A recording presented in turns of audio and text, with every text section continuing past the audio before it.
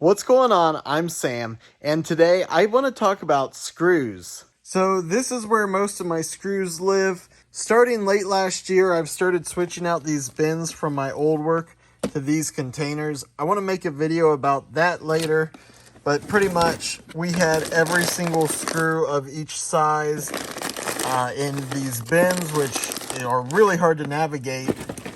And I have started putting them in these containers, which are a whole lot easier to navigate and see exactly what I have. This is my construction and drywall screw container. I have these 3 bins out because I'm currently using them in the bus. This is still a work in progress. I'm still sorting through everything. These are all my riv nuts, and I still have a whole bunch more to sort. And these, I'm actually 3D printing more containers like this, because I don't have enough of the smaller containers. But today, I specifically want to talk about drywall and construction screws. So back in high school, I thought drywall screws were amazing because they're cheap, they're strong. I mean, like relatively strong. It will hold a few hundred pounds. So I thought this was like the best screw to use. I would always keep a 25 container of like the 2.5 inches and 1.25 inches, which I used a lot for drywall. And every other size I'd get a 1 pound box, but more than likely I had the 5 pound box of, and I literally would use these for everything. If I had to repair a cabinet door that fell off, drywall screw. If I was framing, drywall screw. If I was replacing a floor in a treehouse, drywall screw. Just absolutely drywall screws on everything. Actually, what I really hated about these was it split wood really badly. This was back before brushless and lithium tools, so I had 2 drills that I owned. I said I was never going to get one of these cordless tools because with the NiCad brushed motors, they were awful. And I had my corded brushed drills. I had one with the Phillips drive and one with a drill bit for pre-drilling. And I'd run my hole with one, switch to the other, and use the other. Actually, I think these are the 2 drills that I had. I thought I only had one here, but it looks like I have both. And once the brushless lithium tools came out, I tried to switch almost everything to those, but that's a story for another time. So these screws, eventually I got rid of them because I found out these screws, I think these are GRKs. Yeah, GRKs are amazing. I don't have to pre-drill the hole, and they drive so much easier, smoother, less force. They're actually made for construction, and they're made for loads. They're made for, like, drywall screws shouldn't have impacts. They're fragile. Cheap drywall screws will actually break when you're trying to tighten them down. But these things are amazing. I switched completely to nails for framing because I found out wood shifts and nails let the wood kind of move, where this doesn't let the wood move. So nails are amazing for framing. And when I say framing, I'm talking about framing a room in a house or something outside like a shed.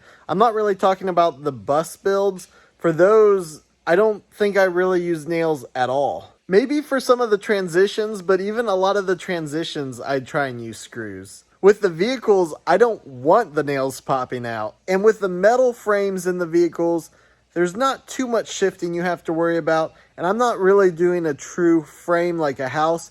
It's more of like a subframe where it's something for me to attach material to. It's not the actual frame of the structure. But for more decorative stuff or things that don't matter that much, these are great. Another reason these are awful for framing is if you ever go to tear something apart, you're not going to use a hammer to get this out. You're going to be using a Sawzall.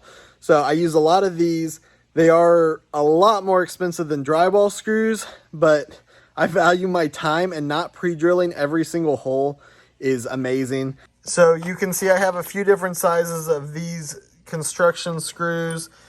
I really don't touch the drywall screws, at least the long ones, anymore. I still have a huge 25 pound box of the 1.25 inches for drywall. These guys are great for hiding screws, especially in carpet. They have this head that just kind of disappears. These guys have small heads too. This is for when I don't want the heads to show. But what I really want to show you today is even these construction screws aren't made equal.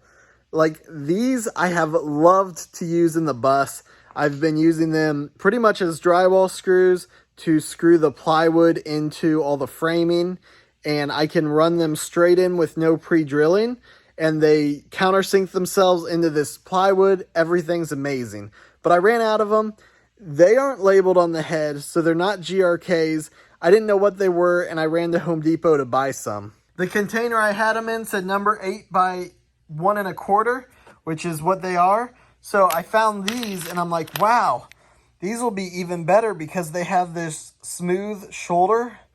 And I was like, oh man, once it goes through the plywood, it will just kind of glide through here. And I started using them. And these were so awful. What was happening is every time the head got flush with the plywood, it would just strip out completely. So I had to countersink every single hole to get these things to drive in well. And after like a day of this, I got so tired, and I'm like, I need to find these other screws. So instead of going to Home Depot, I went to Lowe's. And of course, I found the screws I needed. They're this other Power Pro brand. And it's one of the only things I have to go to Lowe's for now instead of Home Depot. I bought a couple different sizes because the screw length really does matter, especially when you're running into studs with electrical. But these screws, so much better. And I'm not saying that countersinking is a bad thing. It's definitely not. It's just an extra step I don't want to do if I don't have to do it. And some of the materials that I'm using, I am actually pre-drilling because I don't want it to split. But for the most part, a cheap 2x4 with good screws doesn't really need pre-drilled. Except maybe if you're close to the edge. But even then, I've had pretty good luck with just sending it. I really didn't expect to go on a long rant about screws, but yeah, whatever. So TLDR, drywall screws, bad, except for drywall. Expensive screws, good.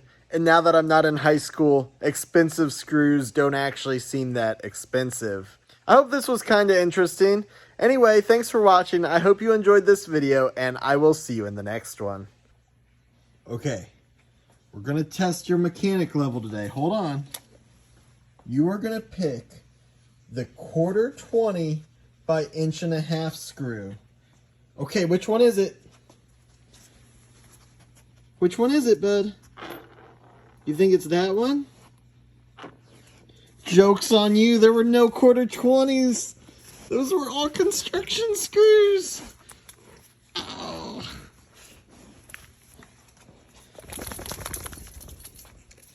You're so silly.